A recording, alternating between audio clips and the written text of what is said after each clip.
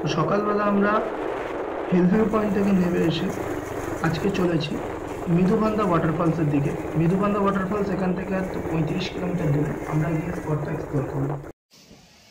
এখন আমরা মৃদুবান্ধা ওয়াটারফলে আছি, চলে এসেছি, স্নান টান করে নিয়ে এলাম। দ্বীপ আছে, দু মানুষ দ্বীপ। এখানে দেখতে পাচ্ছেন, এখানে পিকনিক স্পট করা আছে, এখানে স্পট পিকনিক করতে আছে। অমিত টেস্ট করছে, একটা দারুণ এক্সপিরিয়েন্স। মৃদুবান্ধা ওয়াটারফলসে আমাদের স্নান করা কমপ্লিট। এবারে আমি আর ওই সামনেই দেখতে পাচ্ছ বাবুদা, এখানে অনেক পর্যটক ঢুকছে লকডাউনের পরে। ঠিক আছে, চারদিকটা আমরা একটু দেখে নেব। প্রচুর জঙ্গল, সাপপোক আছে। আমরা যেখানে ছিলাম সেখানেও সাপপোক ছিল। আমরা আজকে এখানে স্নান করেছি, প্রায় 2 মানুষ সমান গর্ত ছিল। তো মৃদুবান্ধা ওয়াটারফলস আমরা কমপ্লিট করেছি। এবারে আমরা যাব তপ্তপানি, ওটাও উড়িষ্যায়। গরম জলের একটা প্রস্রবণ ওখানে রয়েছে, আমরা ওটা গিয়েই দেখব। নেক্সট ডেস্টিনেশন ওটাই। হ্যালো, এখন আছি তপ্তপানি।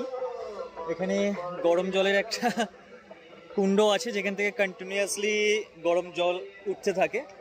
তো এখানে নেমে গেছি স্নান করতে। এই দুটো ব্লক করা আছে। এই ব্লকটায় যার ইচ্ছা আছে সাবান শ্যাম্পু মাখার, এখানে ক্লিয়ার হতে পারে। এখান থেকে কমপ্লিট করার পরে দেন ওখানে গিয়ে তারপরে ক্লিয়ার হতে পারে। অমিত সাবান শ্যাম্পু মেখে চলে গেছে। দেখো, দুটো পার্থক্য।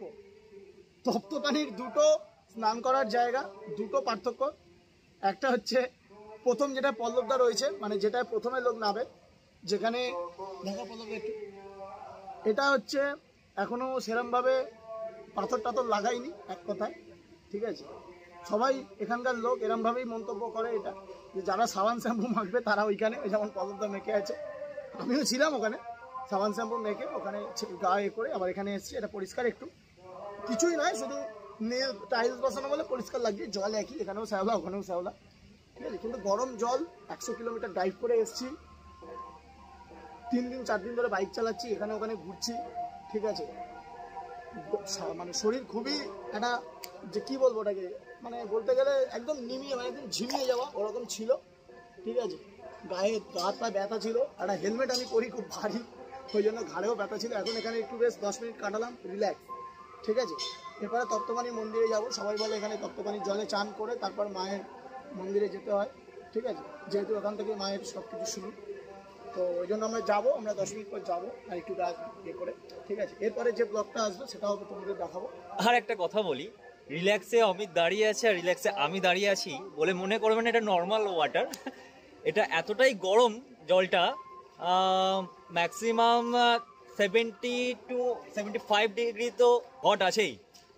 ধোঁয়া উঠছে, বুঝতে পারবেন। হয়তো ক্যামেরাটায় অতটা বোঝা যাচ্ছে না, ধোঁয়া উঠতে থাকছে।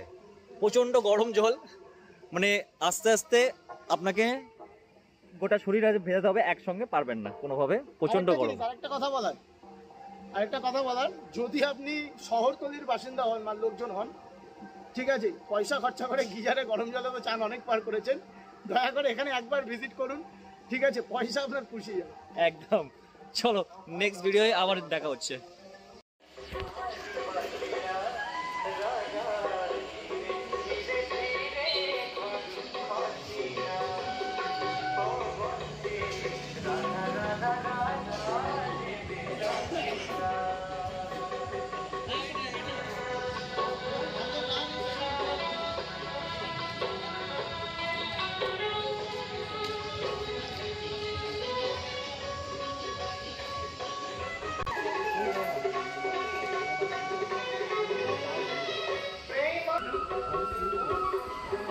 यहाँ का पानी हर वक्त उबलता है, मतलब এখানকার জল সব সময় গরম উত্তপ্ত ভাবে থাকে। বুঝতে পারবেন দেখলে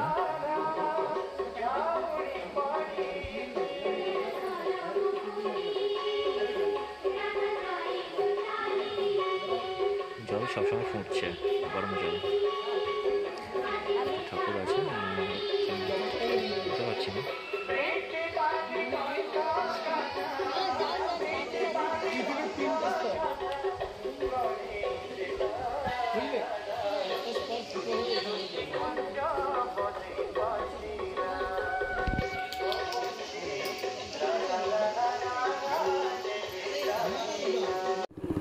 এখন আমরা তপ্তপানি কমপ্লিট করে ওখানে একটু চাটা খেয়ে সন্ধ্যা হয়ে গেছে, আমরা যাচ্ছি জিরান। ওটা পুরো বুদ্ধিস্ট এরিয়া, এই রাস্তা দিয়ে যাচ্ছি, ঠিক আছে।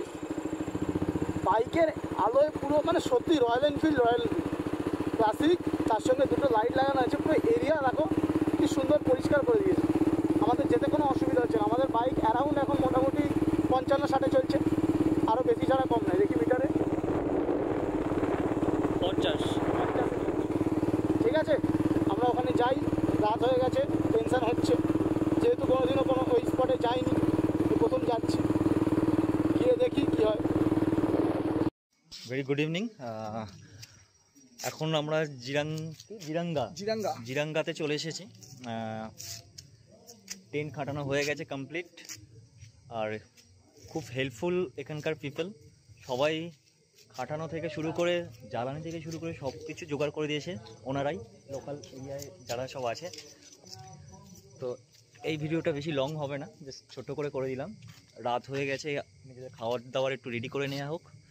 তারপর এখান থেকে ফার্স্ট মর্নিংয়ে কোথায় যাব, কি মন্দির দেখবো? জিরান মনস্ট্রি। আচ্ছা, ওখানে ওটা ভিজিট কমপ্লিট করার পর তারপর যাব সিমলি পার্কের জন্য, সিমলিপাল ফরেস্ট। ওখানটায় রওনা হয়ে যাব। চলো।